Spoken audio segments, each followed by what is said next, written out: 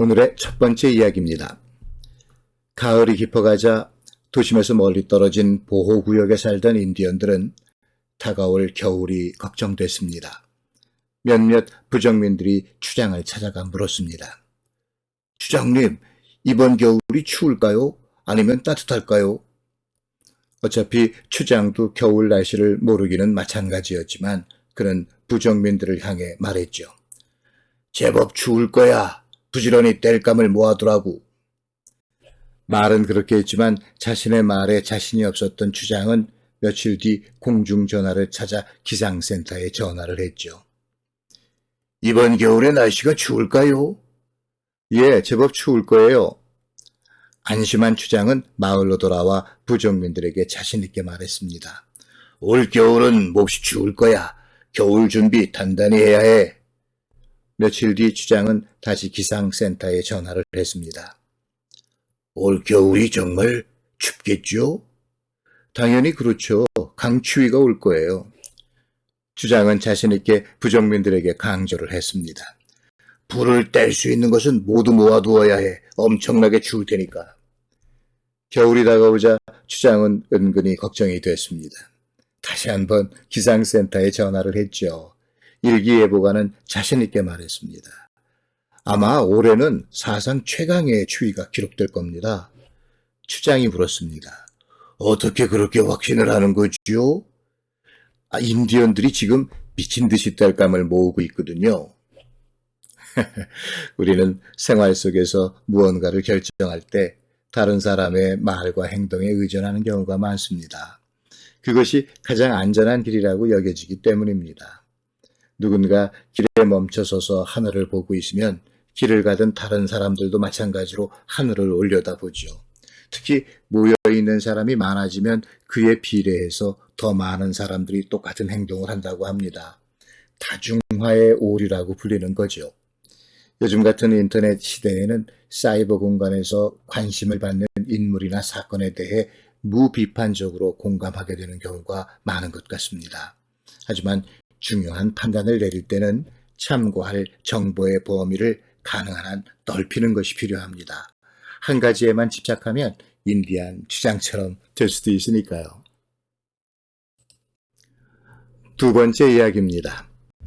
어느 날 정부의 조사관이 시골의 농장을 방문했습니다. 그는 농장에서 일하는 한 늙은 농부에게 말했습니다. 농장을 조사해야겠소. 불법적인 작물을 재배하는지 살펴볼 겁니다. 농부가 고개를 끄덕이며 말했습니다. 그런데 저 건너편 밭에는 가지 않으시는 게... 농부의 말이 채 끝나기도 전에 조사관은 눈을 부라리며 말했습니다. 이것 보세요. 난 정부로부터 권한을 위임받은 사람이에요. 자, 이 배지가 보이시오? 이것은 내가 원하는 곳은 어디든 갈 수 있다는 표시예요. 어떤 곳에라도 말이에요. 더 이상 아무 말 마세요. 아시겠어요? 노인은 공손히 머리를 숙이고 하던 일을 계속했습니다. 잠시 후 비명 소리를 들은 농부가 등을 펴고 건너편 밭쪽을 바라보았습니다. 조사관은 그야말로 죽을 힘을 다해 달리고 있었고 그 뒤를 커다란 황소 한 마리가 뒤쫓고 있었죠. 점점 거리가 가까워지면서 그는 곧 황소에게 들이받칠 위기에 놓여 있었습니다. 조사관은 공포에 질린 모습이었어요. 농부는 자신의 농기구를 내려놓고 울타리 쪽으로 달려가 죽어라 소리를 질렀습니다. 배지요, 배지! 소에게 배지를 보여주세요! 권위적인 것과 권위가 있는 것은 다르죠. 권위적인 것은 오만함과 고압적인 태도를 말하는 것이고 권위가 있다는 것은 신뢰할 만하고 무게가 있다는 뜻입니다. 권위는 명령하는 것 같은 말투와 거만한 태도로 얻어지는 것이 아니죠. 오히려 그것은 겸손함과 인내를 통해 세워지는 것입니다. 다른 사람으로부터 진정한 승복과 동의를 얻을 수 있는 힘이 권위니까요. 요즘 갑질이라는 표현을 많이 듣습니다. 상대에 대한 태도에 논리와 상식은 없고 오만과 강함만이 존재한다는 뜻이겠죠. 누군가 이야기를 하고 싶어 할 때에는 이야기하도록 두세요. 목소리를 높여 상대의 입부터 막으려는 태도는 참으로 비상식적이고 어리석은 행태일 뿐입니다. 사람 사이의 관계는 의심과 혼란을 제거해야만 바르게 이어질 수 있습니다. 그러기 위해서는 상대의 이야기를 경청하세요. 제발 화부터 내지 마시고요.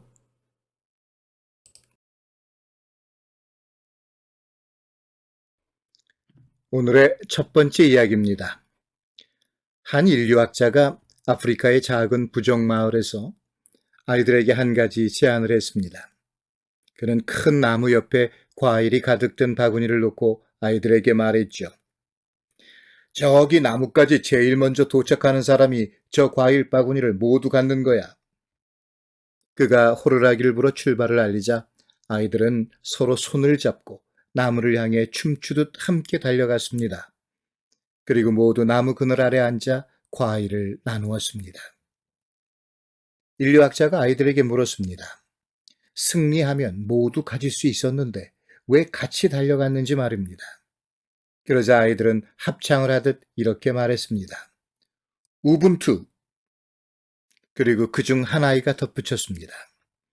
다른 친구들 모두가 슬픈데 어떻게 한 사람만 즐거울 수 있나요?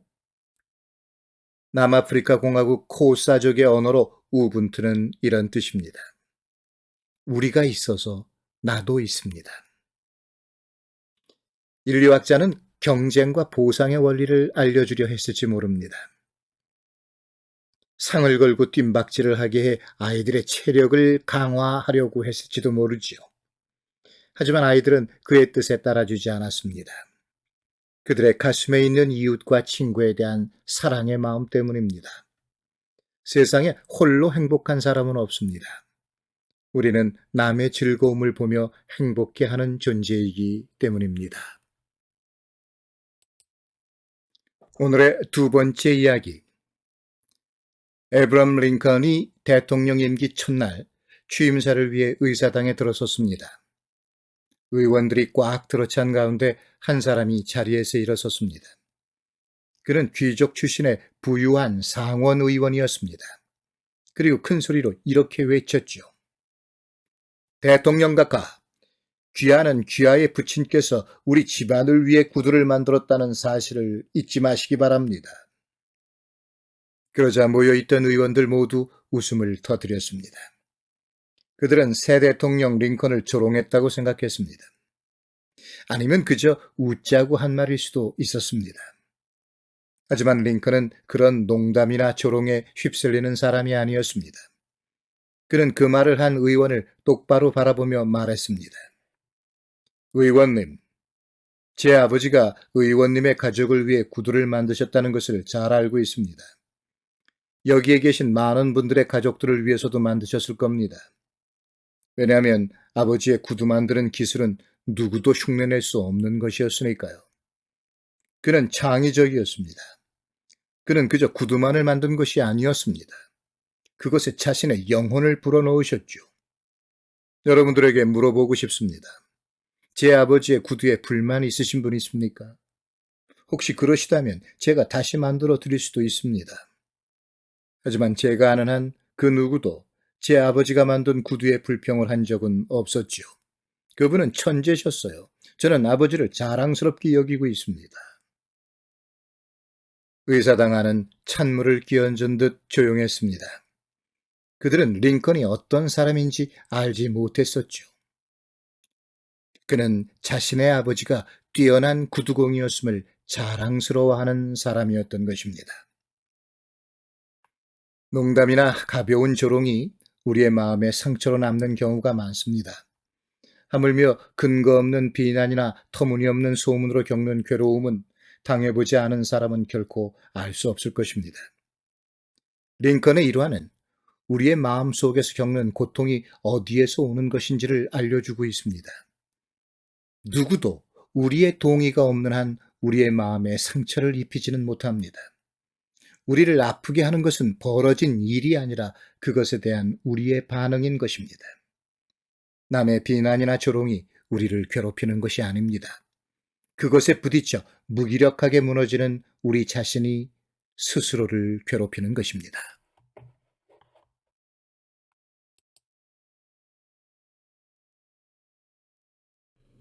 오늘의 첫 번째 이야기입니다. 존 D. 록펠러가 스탠다드 오일 컴퍼니 회장 시절 회사의 고위 임원 한 사람이 무려 200만 달러의 손실을 초래하는 실수를 저질렀습니다. 다른 임원들은 록펠러 회장이 그에게 강력한 책임을 물어 해고시킬 것이라고 생각했죠. 하지만 회장은 그렇게 하지 않았습니다. 록펠러는 임원을 부르기 전에 책상에 앉아 그의 수첩을 펼쳤습니다. 그리고 다음과 같이 적었습니다. 이 사람의 장점들, 그리고 회사의 주요 결정 과정에서 수행한 그의 역할, 회사의 수백만 달러의 이익을 가져왔던 그의 노력 등을 적어 내려갔습니다. 그 모습을 지켜본 임원 한 사람은 후에 이렇게 회고했습니다. 누군가를 업무에서 배제하고 싶어질 때마다 나는 억지로라도 자리에 앉아 그가 지닌 훌륭한 자질들을 리스트로 만들었다. 그리고 그 일을 마칠 때쯤이면 언제나 그에 대한 옳은 관점을 가질 수 있었다. 그리고 무엇보다도 분노를 억누를 수가 있었다. 사람이 저지를 수 있는 가장 큰 실수는 분노일 것이다. 나의 이러한 태도가 몇 번이나 그런 실수를 막아주었는지 정확히 말할 수 없지만 사람을 다루는 분들에게 꼭 추천하고 싶은 습관이다. 누군가에 대해 판단을 할 때는 잠시 멈춰서 깊이 숙고해야 합니다.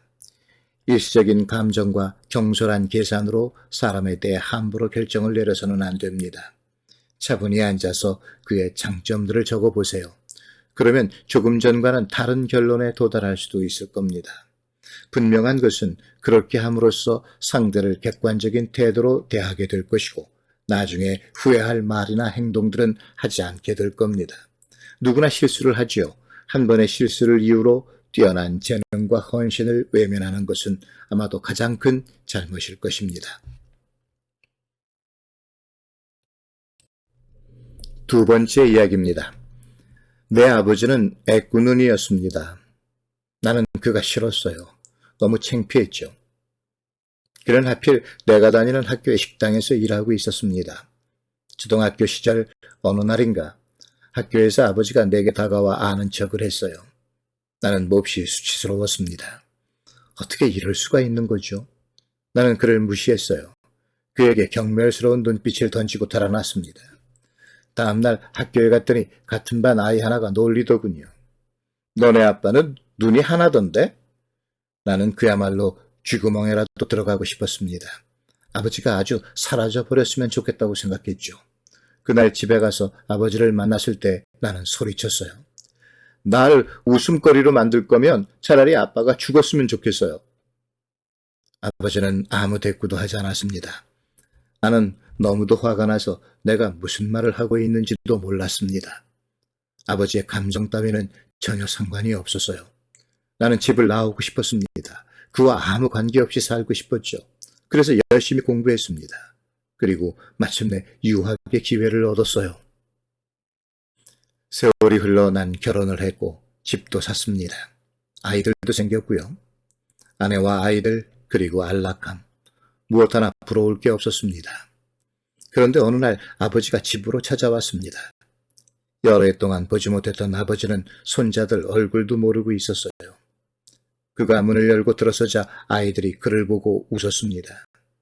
나는 그에게 소리쳤죠. 왜 부르지도 않았는데 불쑥 찾아왔느냐고요. 고래고래 소리를 질렀습니다. 어떻게 내 집에 찾아와 아이들을 겁나게 할 수 있는 거죠? 여기서 나가요, 당장! 나의 말에 아버지는 조용히 말했습니다. 미안합니다. 제가 주소를 잘못 알았군요. 그리고 그는 돌아서 멀어져 갔습니다.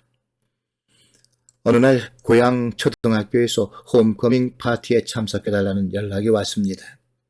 나는 아내에게 출장에 있다고 거짓말을 하고 고향 마을로 갔습니다. 그리고 모임이 끝난 후 그 초라한 나의 옛날 집을 찾아갔죠. 그저 호기심에서였어요. 나를 본 이웃들이 말했습니다. 바로 얼마 전 아버지가 죽었다고요. 나는 눈물 한 방울 흘리지 않았습니다. 누군가 내게 편지 한 통을 건네주었습니다. 사랑하는 아들에게 늘 내 생각을 한단다. 괜히 네 집을 찾아가 아이들을 놀라게 해 미안하구나. 내가 학교 모임에 참석한다는 소리를 듣고 기뻤단다.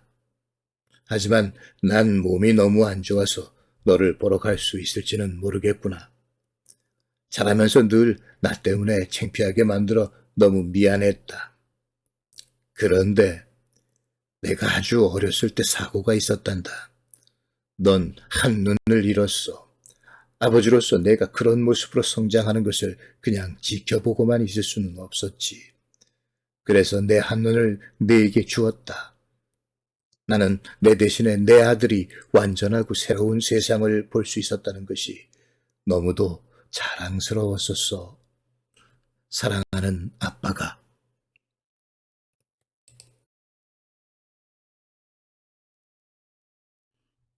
오늘의 첫 번째 이야기입니다. 돌로 만든 수프 얘기 들어보셨습니까? 오랜 가뭄으로 기근이 심했던 마을에 한 나그네가 들어왔습니다. 몰골을 보니 며칠은 굶은 모습이었고 사람들은 그에게서 고개를 돌렸습니다. 혹시 눈이라도 마주치면 음식을 구걸할 것이 두려웠던 것이죠. 사실 그들도 먹을 것이 모자라는 판에 남에게 자비를 베풀 여유가 없었기 때문이었습니다. 그런데 그 나그네는 마을 사람 누구에게도 먹을 것을 요구하지 않았어요. 오히려 그들에게 이렇게 큰 소리를 쳤죠. 제가 돌로 숲을 만들어 여러분 모두에게 드리려고 합니다. 마을에서 가장 큰 솥을 가져오세요. 정말 근사한 숲을합니다. 와서 구경들 하세요. 그렇게 말하고 그는 메고 있던 가방을 열어 깨끗한 돌멩이 몇 개를 꺼내놓았습니다. 그리고 누군가가 가져온 커다란 솥에 물을 가득 담고 그 안에 그 돌들을 넣었습니다. 물이 끓을 무렵 그가 말했죠. 여기에 배추가 들어가면 정말 맛이 좋아지거든요. 누가 배춧잎 좀 가져오세요. 눈치들 채셨죠? 이후 마을 사람들은 자신들이 가진 수프 재료들을 다 가져와 넣었습니다. 심지어 소고기도 몇 조각 들어갔어요. 수프가 다 익고 나자 나그네는 국자로 수프를 퍼 마을 사람들에게 나누어 주었습니다. 오랜만에 마을 사람 모두 맛있는 수프를 먹을 수 있었죠. 네, 삶이 어려워지면 우리는 문을 닫습니다. 누군가와 시선을 맞추지도 않고 대화도 피합니다. 모든 것이 귀찮고 그저 고통 속에서 하루하루를 힘들게 넘길 뿐이죠. 하지만 어려운 세상일수록 함께해야 합니다. 그 어려움은 혼자의 힘으로 넘기기엔 너무 벅차기 때문입니다. 서로 위로하고 힘을 합쳐야 벗어날 수 있는 것이죠. 삶이 쉽고 즐거울 때만 친구를 찾는 사람은 결코 진정한 행복을 얻을 수는 없을 겁니다. 외로울 때, 힘들 때 누군가와 함께 있어야 합니다. 그런 사람들과 함께 해 주어야 합니다. 우린 그저 모두의 일부일 뿐이니까요. 돌로 만든 수프를 기억하세요. 힘을 모으면 모두가 함께 행복을 나눌 수 있을 겁니다. 두 번째 이야기. 화려하고 사치스러운 나날을 보내던 왕은 그 풍요 속에서도 행복하지 못했습니다. 어느 날 왕은 즐겁게 노래 부르며 일을 하고 있는 시종을 보게 됐습니다. 그 모습을 본 왕은 깊은 생각에 잠겼습니다. 왕국의 지배자인 나는 이토록 우울하고 행복하지 못한데 저 가난하고 보잘것없는 종 녀석은 어찌 저리 즐거울 수 있단 말인가? 왕은 시종을 불러 물었습니다. 너는 무엇이 그리 즐거우냐? 폐하, 소인은 종놈에 불과하지만 저와 제 가족은 많은 것이 필요 없죠. 그저 비바람 피할 누추한 집과 줄인 배를 채울 따뜻한 음식만 있으면 되니까요. 왕은 시종의 말을 이해할 수 없었습니다. 며칠 후 왕은 자신이 가장 신뢰하는 지혜로운 신하를 불렀습니다. 그리고 시종의 이야기를 들려주었죠. 왕의 말을 듣고 난 신하는 이렇게 대답했습니다. 폐하, 제 생각에 그는 아직 구구 모임에 들지 못한 것 같습니다. 구구 모임? 구구 모임이 무엇인지 궁금하시면 금화 99개를 주머니에 넣어 시종의 집 문 앞에 두어보십시오. 신하의 말대로 왕은 한밤중에 금화 주머니를 시종의 집 앞에 가져다 주었습니다. 다음날 아침 문 앞에 놓인 주머니를 열어본 시종은 기쁨에 차 환호성을 질렀습니다. 그렇게 많은 금화는 본 적도 없었으니까요. 엄청난 횡재를 만난 그는 주머니 속에 금화를 세어보았습니다. 몇 번을 다시 세어보았지만 시종은 도무지 납득이 가지 않았어요. 도대체 금화를 99개만 주머니에 넣어두는 사람이 어디 있단 말인가? 어딘가에 분명 100개를 채울 금화가 있을 거야. 시종은 아침 내내 집 주변을 돌며 금화 하나를 찾아다녔습니다. 하지만 어디에서도 찾지 못하자 그는 마침내 찾기를 포기한 대신 마음으로 한 가지 결심을 했습니다. 열심히 일을 해 100번째 금화를 스스로 채워넣기로 말이죠. 그때부터 시종의 삶은 완전히 바뀌었습니다. 밤낮을 가리지 않고 일을 하느라 심신이 모두 지쳐갔습니다. 심지어 가족들이 자기를 이해해 주지 못한다고 화를 내기도 했죠. 그는 더 이상 일을 하며 노래를 부르지 못하게 됐고 그의 행복도 사라지고 말았습니다. 그런 시종을 지켜본 왕은 놀라지 않을 수 없었습니다. 다시 신하를 불러 벌어진 상황에 대해 물었죠. 신하가 웃으며 말했습니다. 폐하, 그 시종은 이제 정식으로 구구 모임에 가입을 하게 되었군요. 그것은 행복할 만큼 충분히 가졌으면서도 결코 만족하지 못하는 사람들에게 주어지는 이름입니다. 그들은 나머지 하나를 찾아 헤매게 됩니다. 마지막 하나만 더 가지면 평생 행복할 거야. 그렇게 생각하면서 말입니다. 이혜인 수녀님의 시에 1%의 행복이란 것이 있습니다. 행복과 불행을 저울에 달아 행복이 51%, 불행이 49%면 저울은 행복적으로 기울게 되죠. 그렇게 행복해지기 위해서는 많은 것이 필요 없습니다. 그저 1%만 더 가지면 되니까 말입니다. 그리고 그것은 그리 큰 것이 아닙니다. 수녀님의 시에는 이런 것들이 행복을 만들죠. 기도할 때의 평화로움, 따뜻한 아랫목, 친구의 편지, 좋았던 추억, 감미로운 음악, 파란 하늘, 태양, 달, 별, 나무와 꽃들, 그리고 잔잔한 그리움까지.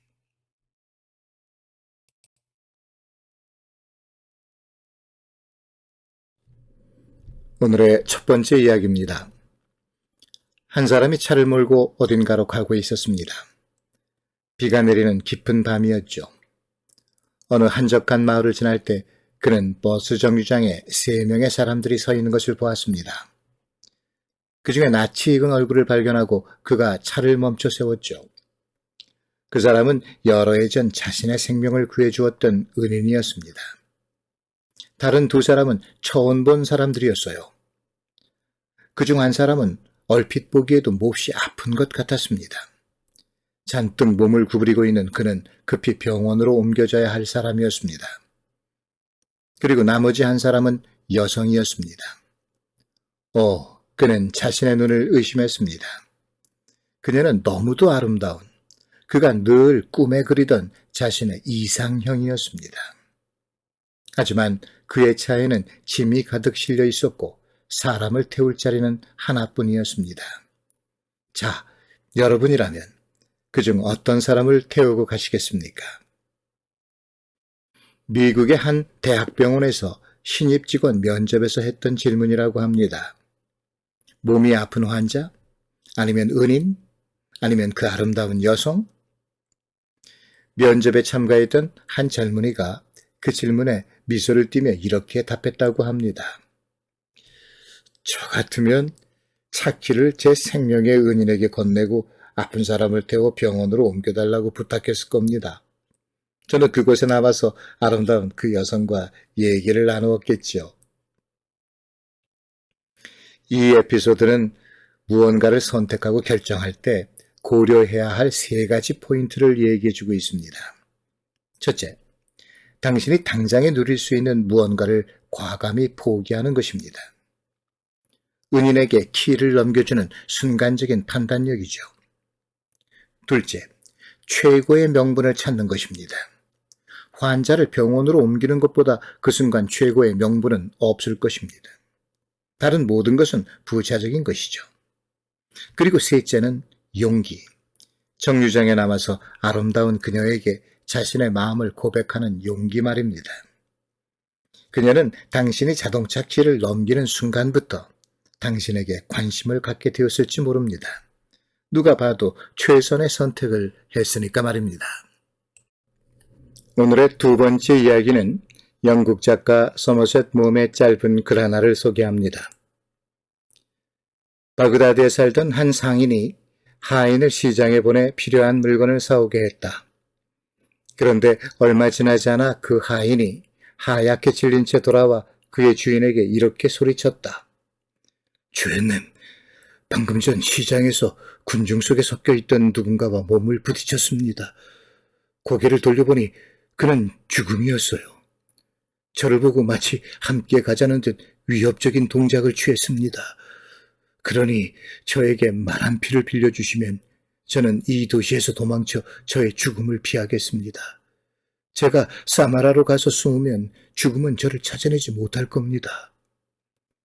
그 말을 들은 상인이 하인에게 그의 말을 빌려주었다. 그러자 하인은 말에 올라타 미친 듯 박차를 가하며 사마라를 향해 달아났다. 상인은 시장으로 와서 군중 속에 섞여있는 날 찾아내고는 내게 다가와서 이렇게 물었지. 어째서 당신은 오늘 아침에 나의 하인을 위협한 거요? 내가 말했어. 그건 위협적인 행동이 아니었소. 그저 놀라서 움찔한 거지. 오늘 밤에 사마라에서 그와 약속이 잡혀 있는데 그를 바그다드에서 보고 놀랐을 뿐이요. 마지막 구절에 나라는 존재가 누구인지 아시겠죠? 물론 죽음입니다. 결국 이 이야기가 말하는 바는 누구도 죽음을 피할 수 없다는 사실입니다. 인간은 그렇게 유한한 존재지요. 100년을 살더라도 지내고 나면 한순간 같은 것이 우리네 인생 아닙니까? 쇼펜하우어가 이렇게 말을 했더군요. 죽음이란 태어나기 이전의 모습으로 돌아가는 것이라고. 태어나고 죽는 것이 우리의 뜻은 아니지만 사는 동안은 즐겁고 열심히 살아야겠습니다.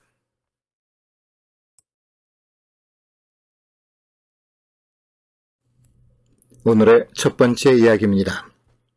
문제 해결 능력이란 용어가 흔히 사용되고 있습니다. 모든 교육 관련 정책이나 이론에서 절대 빠지지 않죠. 사실 무언가를 배운다는 것은 발생할 수 있는 문제에 어떻게 반응하고 그것을 어떻게 해결할 것인지를 안다는 것일 수도 있습니다. 이러한 문제 해결 능력에 대한 사례 가운데 일본의 한 기업에서 발생한 빈 비누상자 얘기가 있습니다. 이 기업은 일본에서 가장 큰 화장품 회사였는데 소비자 한 사람이 자신이 구매한 비누상자에 아무것도 들어있지 않았다는 불평과 함께 문제를 제기했던 것이죠. 회사 측은 즉시 생산 포장 라인에 문제가 있다고 판단하고 출시 전에 모든 비누상자를 점검토록 했습니다. 해상도가 높은 엑스레이 투시기가 도입되었고 직원 2사람이 전담으로 포장된 비누상자의 내부를 확인했습니다. 그들은 투시기에 비친 비누상자들을 열심히 들여다보았습니다. 하지만 수없이 생산되는 상자를 일일이 확인하는 것은 보통 일이 아니었죠. 그러던 중 한 직원이 아주 간단한 해결책을 내놓았습니다. 그는 강력한 산업용 선풍기를 가져와서 라인 위를 돌고 있는 비누상자에 바람을 보냈습니다. 결과는 너무도 확실했습니다. 비누가 들어있지 않은 상자는 강한 바람에 날아가 버리고 말았으니까요. 이것이 문제 해결 능력입니다. 언제나 단순하고 쉬운 방법을 찾아야 합니다. 문제의 핵심에 집중해서 단순하게 접근해야 합니다. 문제를 단순화해야 해결책도 간단해질 수 있으니까요. 엑스레이 투시기 같은 거창한 것에 의지하지 말고 가지고 있는 간단한 것으로 해결하세요. 삶의 모든 문제가 생각만큼 그렇게 복잡한 것만은 아니니까요. 두 번째 이야기입니다. 어느 날 왕은 아라비아에서 보내온 한 쌍의 매를 선물로 받게 됐습니다. 그 2마리의 매는 이전에 본 어떤 새와도 비교할 수 없는 아름다운 송골매였죠. 왕은 즉시 조련사를 불러 2매의 훈련을 맡겼습니다. 여러 달이 지난 뒤 조련사가 왕에게 송골매의 조련에 관한 보고를 해왔습니다. 한 마리는 멋지고 우아하게 창궁을 나르고 있는데 다른 한 마리는 도착한 날 이래로 나뭇가지를 붙들고 한 번도 난 적이 없다는 것이었습니다. 왕은 온 나라에서 치료사와 마법사들을 불러 매를 돌보게 했습니다. 하지만 누구도 새를 날게 하지는 못했어요. 모든 수단을 다 써봤지만 소용이 없자 왕은 이렇게 생각했습니다. 이것은 자연의 매를 보아온 시골의 농부를 불러서 살펴보아야 할 것 같군. 매의 속성을 가장 잘 아는 사람은 농부일 테니까. 왕은 시골에 사는 농부를 데려오라고 명령을 내렸습니다. 그리고 다음날 아침 잠에서 깨어난 왕은 창문을 통해 그 매가 궁전의 정원이를 유유히 날고 있는 모습을 보았습니다. 흥분한 왕이 소리쳤죠. 가서 저 기적을 행한 자를 데려오라. 마침내 농부가 궁으로 불려와 왕 앞에 섰습니다. 너는 어떻게 해서 매를 날게 했느냐? 머리를 조아린 채 농부가 대답했습니다. 그건 아주 쉬운 일이었습니다. 저는 그저 새가 앉아있던 나뭇가지를 잘라버렸을 뿐이었습죠. 그렇습니다. 앉을 곳이 없는 매가 허공을 나는 것 외에 무슨 수가 있었겠습니까? 그런데 혹시 우리도 가지를 붙잡고 날기 싫어하는 매가 된 것은 아닐까요? 스스로에게 농부의 방법을 써보는 것은 어떨까 싶습니다. 가지를 끊어버리고 힘들고 겁이 나더라도 날갯짓을 해보는 겁니다. 푸른 하늘을 날면 겪어보지 못한 신나고 새로운 것들을 분명 찾을 수 있을 테니까요.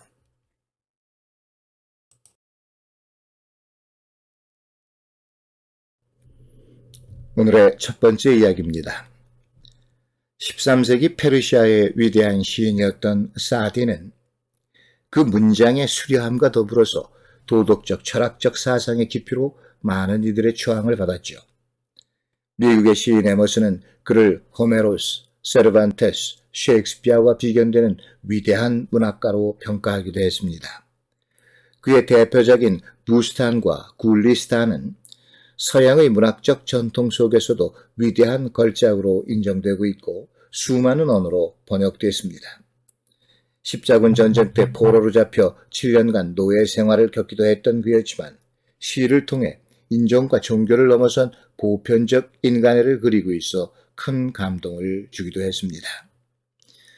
사디는 이란의 도시 시라지에서 명성이 높았습니다. 하지만 대부분의 작가나 철학자와 마찬가지로 그 역시 가난한 삶을 살고 있었죠.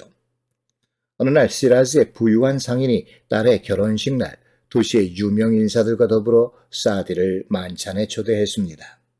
사디는 그 초대에 기꺼이 응했어요. 결혼식 당일 집주인과 그의 가족들은 문 앞에 나와 초대된 손님들을 맞이하고 있었습니다. 도시의 부자들이 모두 참석한 듯 저택은 화려한 의상을 입은 사람들로 북적였죠. 한편 사디는 누가 보아도 누추한 옷을 입고 문 앞 한 구석에 서서 누군가 자신을 안내해 줄 것을 기다리고 있었습니다. 하지만 가까이에 있던 집주인마저 그를 알아보지 못했죠. 한참을 기다리던 사디는 조용히 집 밖으로 나와 근처의 고급 옷가게를 찾아갔어요.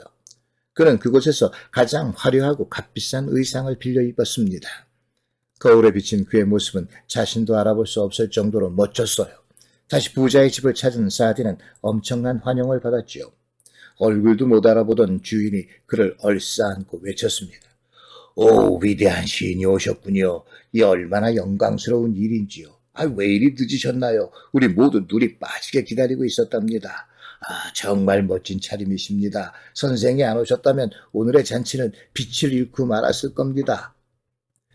두 팔을 벌려 환영한 부자 상인은 사디를 정중하게 만찬장으로 안내하고 정교한 장식이 달린 멋진 의자에 앉게 했습니다. 그리고 음식이 나오기 시작했습니다. 더할 나위 없는 훌륭한 진수성찬이 은으로 만든 접시와 그릇에 담겨져 있었습니다. 식사가 시작되자 사디는 입고 있던 코트 자락을 벌려 그곳에 음식을 넣기 시작했습니다. 놀란 주인이 소리쳤죠. 아니 선생, 무슨 일이십니까? 음식을 옷에 털어놓으시다니요. 마치 옷에게 음식을 먹이시는 것 같소이다. 함께 자리한 부자들도 놀란 표정으로 사디를 응시했습니다. 그러자 그는 만찬장의 손님들을 돌아본 후 조용한 음성으로 말했죠. 주인 어른이 그런 말씀을 하시다니 오히려 제가 놀랍군요. 남루한 옷을 입고 왔을 때에는 저에게 누구도 눈길 한번 주시지 않았습니다. 여러분들에게 중요한 것은 내 옷과 겉모습만이 아니었던가요? 이렇게 화려한 옷을 입으니 전혀 다른 세상에서 온 것처럼 환영을 받았죠. 오늘의 만찬은 나를 위한 것이 아니라 내 옷을 위한 것 같더군요. 그러니 이 진수성찬을 먹을 자격도 내 옷에게 있다고 생각을 했습니다. 두 번째 이야기. 어느 날 밤 나는 너무나 화가 나서 가출을 결심했어요. 어른이 되기 전에는 절대로 다시 집으로 돌아오지 않겠다고 맹세했죠. 내게 자전거 하나 사줄 수 없는 부모라면 아들이 컴퓨터 기술자가 되는 꿈을 꿀 자격도 없는 거니까요. 너무 화가 난 나머지 난 아빠의 구두를 신고 나온 것도 몰랐어요. 하지만 그 와중에도 아빠의 지갑을 훔쳐가지고 나왔죠. 당장 돈이 필요할지도 모르니까요. 그 지갑은 매우 낡았고 그 안에는 서류처럼 보이는 낡은 쪽지도 몇 장 들어있었어요. 버스 정류장으로 달려가던 나는 무언가 발을 찌르는 것을 느꼈습니다. 구두 안쪽이 매우 습해서 구두를 벗었죠. 밑창에 구멍이 나 있더라고요. 늦은 시간이라 버스도 오지 않았어요. 어찌할 바를 모르다가 나는 아버지의 지갑을 뒤져보았죠. 회사에서 가불한 영수증과 얼마 전 아빠가 내게 사준 노트북 영수증이 있었습니다. 그리고 회사의 매니저가 아빠에게 보낸 메모도 있었어요. 거기에는 좀 깨끗한 구두를 신고 출근하라는 말이 쓰여 있었습니다. 그러고 보니 엄마가 아빠더러 제발 새 구두 한 켤레 사 신으라고 말하던 것이 기억났습니다. 아빠는 구두를 가리키며 적어도 6개월은 더 신을 수 있다며 웃으셨죠. 무언가 강하게 머리를 내려치는 느낌이었어요. 그리고 마지막 쪽지는 아빠의 낡은 스쿠터를 새 자전거와 바꾸는 교환증이었습니다. 집을 나올 때 아빠의 스쿠터가 보이지 않았던 기억이 스쳤습니다. 나는 다리에 힘이 빠지는 것을 느꼈어요. 미친 듯이 소리치며 울고 싶었습니다. 나는 발에 상처가 난 것도 잊은 채 집으로 달려갔죠. 아빠도 스쿠터도 보이지 않았어요. 난 또다시 달려갔죠. 자전거 파는 곳에 도착해서야 그곳에 계신 아빠를 볼 수 있었습니다. 아빠를 보는 순간 나는 너무도 슬펐습니다. 달려가서 아빠를 꼭 껴안고 소리치며 울었습니다. 아빠, 나 자전거 없어도 돼.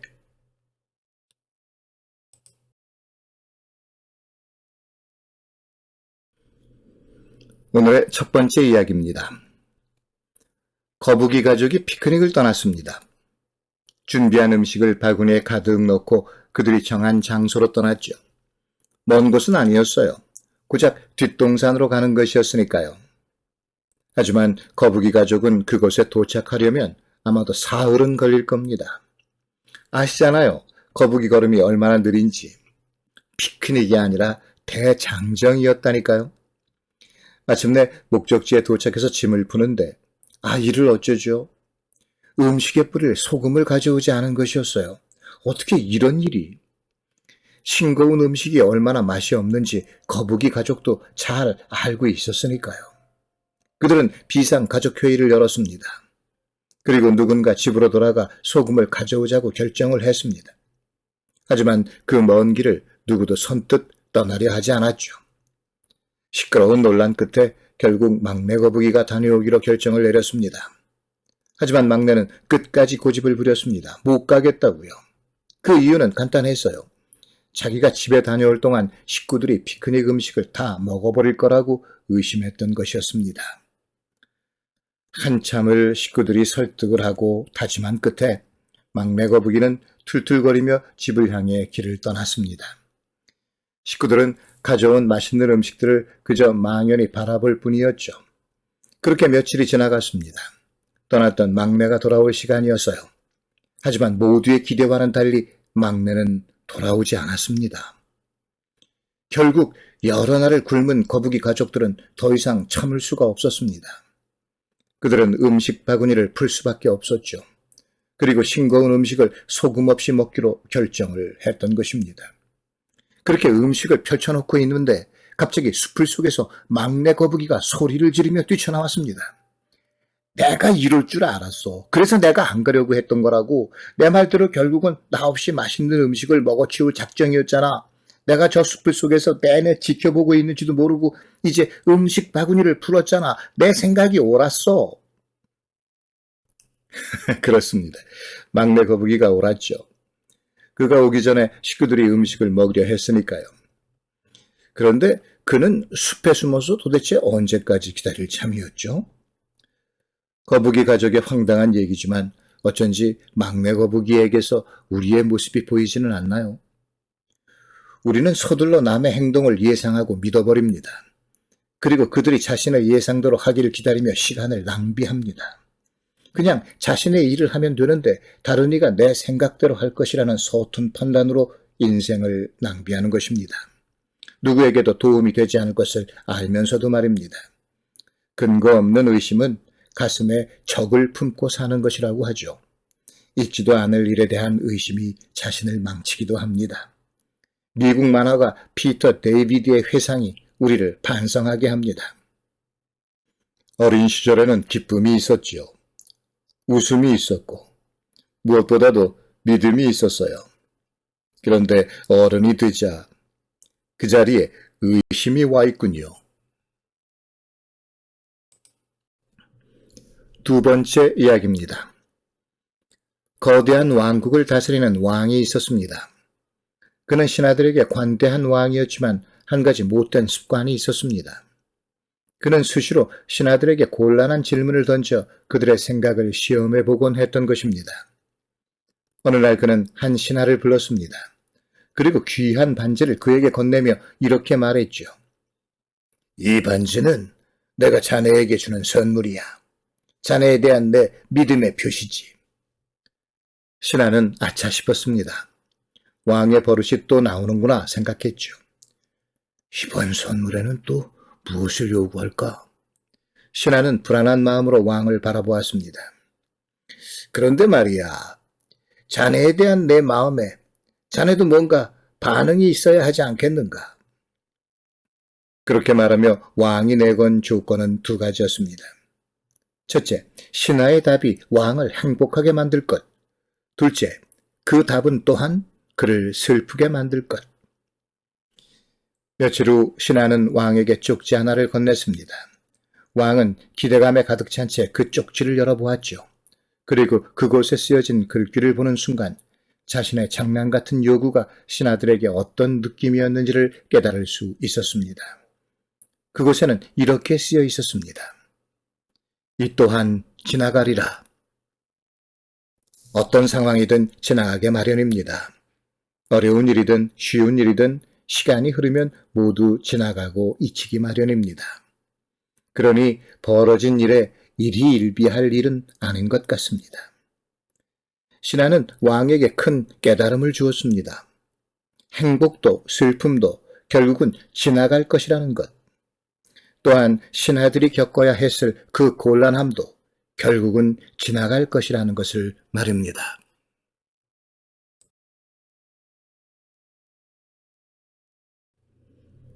오늘의 첫 번째 이야기입니다. 말 한 마리와 염소 한 마리를 키우는 농부가 있었습니다.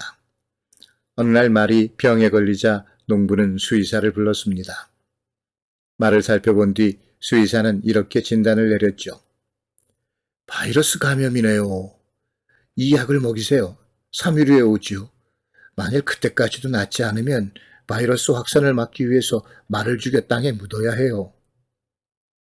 수의사의 얘기를 옆에 있던 염소가 듣게 됐습니다. 그리고 다음날 쓰러져 있는 말에게 말했죠. 일어나, 버텨야 해. 그렇지 않으면 그들이 널 버릴지도 몰라. 이튿날에도 염소는 다시 말에게 다가가 절박한 목소리로 말했습니다. 제발 기운을 차려. 일어나 보라고. 못 일어나면 넌 죽어. 자, 어서 내가 도와줄 테니까 일어나 봐. 사흘째 되는 날 여전히 쓰러져 있는 말을 보며 수의사가 말했습니다. 안 듣지만 내일은 말을 죽여 처리해야겠어요. 안 그러면 다른 가축들에게도 바이러스 감염이 일어날 수 있으니까. 이 말을 들은 염소는 다시 말에게 달려가 소리쳤습니다. 지금 아니면 이제 기회가 없어. 다 끝나버린다고. 어서 일어나. 그렇지, 그렇지, 천천히. 됐어, 이제 걸어보라고. 예전처럼 달려봐. 와, 대단하구나. 넌 해냈어. 이제 살았어. 놀랍게도 마지막 순간 말이 자리를 털고 일어나 달리기 시작했습니다. 그때 농부가 와서 그 모습을 보았습니다. 농부는 흥분해서 소리쳤어요. 와, 이건 기적이야. 내 말에 기운을 차렸어. 어떻게 이렇게 된 거지?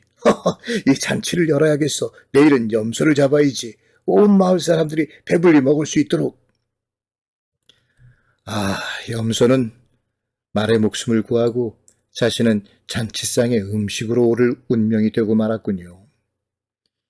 남을 위해 선을 베풀고도 칭찬이나 보상은커녕 자신에게 커다란 재앙으로 다가오는 경우가 없지 않습니다. 그런 일을 당한 당사자는 얼마나 억울할까요? 게다가 간신히 살아난 말조차 염소에게 눈길을 주지 않는다면 이 가련한 염소는 누구에게 도움을 청할 수 있을까요? 두 번째 이야기입니다. 한 유명한 화가가 있었습니다. 그의 그림은 너무도 아름다워서 그것을 본 사람들은 하나같이 깊은 감동에 사로잡히곤 했죠.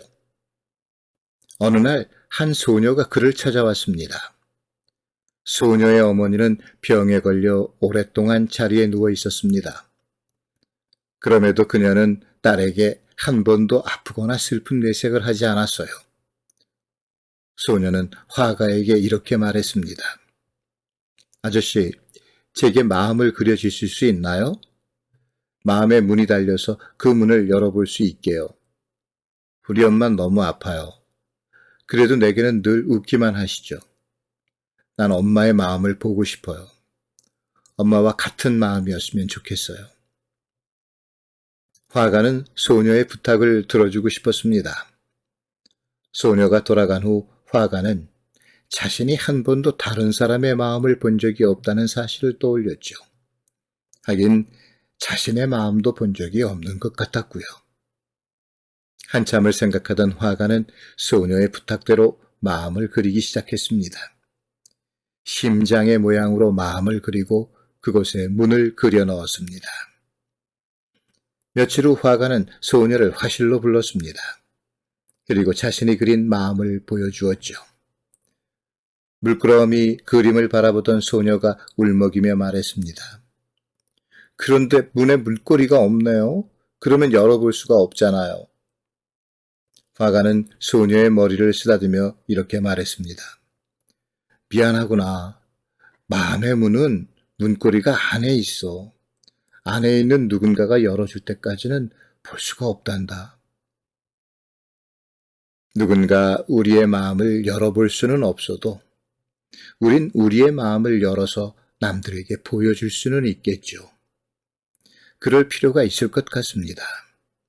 서로가 마음을 열고 자신의 마음을 있는 그대로 보여줄 수 있다면 세상은 훨씬 다정하고 아름다울 겁니다.